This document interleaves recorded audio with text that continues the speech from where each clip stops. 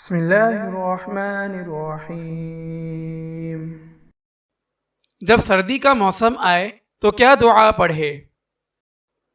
حضرت ابو ہریرہ رضی اللہ تعالی عنہ سے مروی ہے کہ جب بندہ سخت سردی میں یہ دعا پڑھتا ہے تو اللہ تعالی فرماتے ہیں بندے نے پناہ مانگی میں نے پناہ دی۔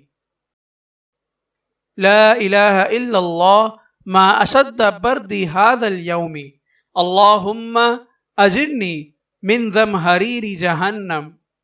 اللہ کے سوا کوئی معبود نہیں، آج کس قدر ٹھنڈک ہے، اے اللہ جہنم کی تیز ٹھنڈک سے مجھے پناہ دیجیے۔ اگر آپ اس صدقہ جاریہ میں شامل ہونا چاہتے ہیں تو چینل کو سبسکرائب کریں اور لائک اور شیئر کرنا نہ بھولیں۔ جزاک اللہ خیرا۔